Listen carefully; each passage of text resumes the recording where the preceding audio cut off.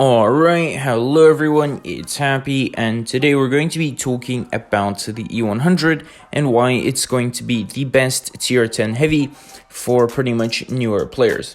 Now, the tech tree itself is also amazing, but today we're going to be focusing on the E100. So here's my equipment. I pretty much started using some rather unstandard equipment. As you can see here, I'm using a supercharged and refined gun, because I think that's a lot better for stationary tanks like the E100. When I mean stationary, I mean tanks that don't really shoot while on the move compared to some mediums. Everything else, such as provisions, consumables, and ammunition, is pretty much standard. As you can see, there's nothing special about them. So this is pretty much how I play the tank from now on. So we're going to be jumping into 2 live games straight away, because I don't really want to show you guys, 6K games anymore. It's more or less live games that show how the tank really and truly performs. So here we're going to be playing on the heavy side, of course, because we do have a majority of heavies. I do have like 1,000 battles or something on the 100. I'm going to pop it on the screen. As you can see, 3,300 average and something like 67% win rate, which isn't the best statistic, of course, but keep in mind this is one of my first heavy tanks after the IS-7 or something like that. So obviously we're coming closer to the C position and we're going to be holding this place, and if anyone does make a mistake, we can punish them for the 640 alpha. That's great about the 100. The alpha is amazing. As you can see here, the E4 makes a rapid mistake, and so we're going to capitalize on that. And I only know there is only one heavy on this side because the other heavy on their team, the Kranwagen, is on the medium side. So I allow myself to pretty much push up and we pretty much eat this E4 alive. Next, the 100 also makes a mistake and I turn my turret to kind of block his shot. So that's the great thing about the 100. You can pretty much control most of the time who can pen you in the turret and who can't. You can turn, you can wiggle, and it's a very good thing compared to other tanks like the Concept 1B, for example, where you have to look at the enemy straight on. Here, the Hori is pretty much in the open, and my shot doesn't connect for some reason, and that's a big one. I already lost 650, 640 alpha, which I could have easily had. The Tortoise is isolated pretty much on this side, so we can pretty much eat him up. It doesn't matter that they take a shot, I just wanted to get this tank over with. So they only have 3 tanks. I already know that this game is lost for them. They have the T62, the Standard B, and of course the Kron. I try and make a shot from here. It obviously doesn't connect, but my idea is that we should get rid of the mediums quite quickly because there's 2 of them, and then I'll go for the isolated Kron, who is over at the edge of the map. So here we're going to be going after the Standard B most likely, because the T62 is only a one-shot, but I can put an HE into the Standard B, which is another great advantage of the E100. You can smack people up to 1,000 HP or even more if you burn them, for example, which is amazing. The Standard B is thinking about running here, but I'm not really going to be letting him do that. As you can see, 1,000 HP gone in just one shot, and that's really strong, and that's what I really like about the 100, and I think newer players can capitalize on this very well. So as you can see here, the Kron, yes, of course this happens. RNG does bless us as usual. It's a good thing that the Standard B is still running around. He can pretty much kind of take the focus away of my teammates from the Kron, because I really do want this damage. As of course, I tried to HE him here, and a shot like that on the move with the E100 goes in, but a fully aimed in shot doesn't. So that's pretty much RNG in World of Tanks Blitz for you guys.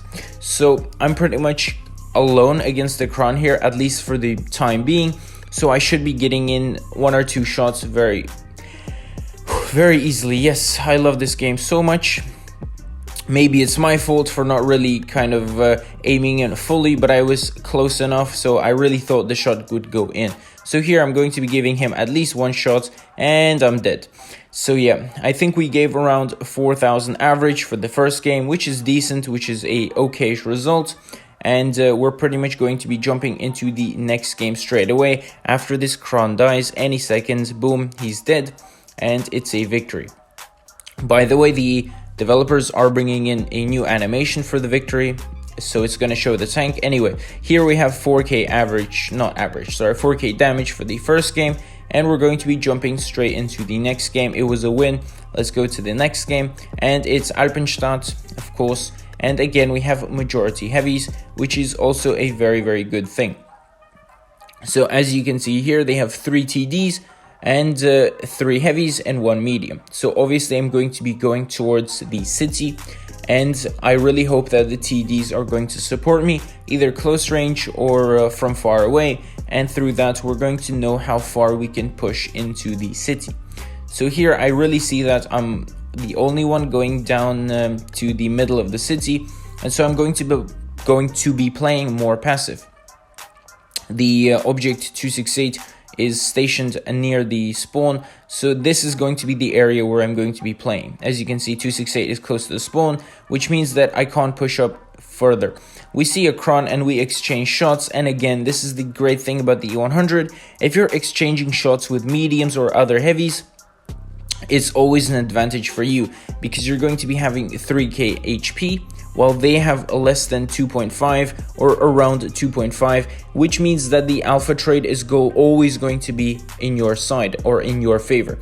Here I was thinking about pushing, but then I forgot that I don't really have support, so keep in mind you guys should only push if you have enough support from your teammates. Here I only know that the 268 is looking towards this section, and so I kind of need to bait the enemy to push me, so the 268 on our team and my 640 alpha gun can pretty much do a lot of damage together. Obviously it's passive here. We see a Death Star, we see an E100 on our side, and of course the Kron peaks at the most not advantageous time for us. I'm pretty much thinking about waiting for the lamp to go away and then peeking the Kron and exchanging a shot and then going around for the E100. So as you can see here, the Kron was still there. We gave him almost 800, he gave us 380, amazing exchange, and with that I'm going to be leaving the Kron from there. I'm going to be going to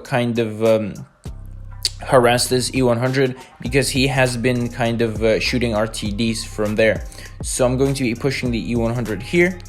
As you can see, he is angling pretty well, but he over angles, so that's something you guys shouldn't do. I really don't understand how he made that shot though, because I was pulling back quite hard, and here I could give him an HE, but that wouldn't be the most manly move. But I think I can no, of course I can't pen him from here, and I'm thinking about going back because one of our flanks is already collapsing. So it's a 2-1, it's still a stalemate, but then again there isn't anything I can do on this side, so I'm going to be going after the E100 because our YAG is coming over to this side. So I'm thinking about killing this E100 even though I don't have enough HP. So here I'm going to be pushing up, maybe exchanging a few shots. I track him just to make sure that he doesn't peek out again.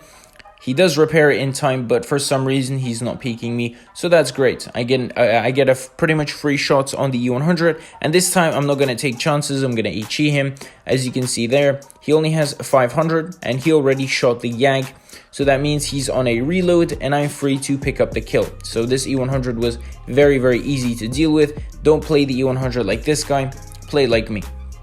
So here, now it's a 4 versus 4 situation. The IS-7 is really isolated, and the Death Star is capping the flank. So here I'm really I'm really obviously not trying to take a shot from the Death Star because that would hurt a lot and it would leave me a one shot. Thank God the YAG kind of takes his attention away, but we do have another Death Star, and I instantly start angling just to make sure that he doesn't penetrate me. The Yo with the 300 alpha gun is coming towards me, and luckily he only gets one shot off of me. So again, another stalemate. I don't really think I can do too much here in terms of pushing, so I'm just going to have to hold this position and hope that the YAG can deal with the Death Star while the Progetto comes around and harasses the enemy tanks. So here again, I really don't want to push because I don't know the direction at which the enemy tanks are looking. The Yo is pushing and I pretty much pick up a free kill, and hopefully the Progetto, yes, the Progetto picks him up as well. So from here on, I'm going to be making a gamble because I don't think our YAG is going to catch the Death Star, and I'm going to be peeking from Yes, that was a mistake. I should have waited for the progetto to come around, but that's completely okay. I'm going to be seeing you guys straight after this game is over because I don't want to sit here waiting for the game. So as you guys saw, we lost. I don't know how, but we did, but that's okay. I wasn't really playing for the win, I was playing for damage. We did 5.4k average, 5.3, not average, but just damage. And yeah, this was a pretty decent video at what the E100 is still capable of doing in randoms, and this is by far the best tank for newer players. So yeah, with that, happy is out, and I'll see you guys next time. Bye bye.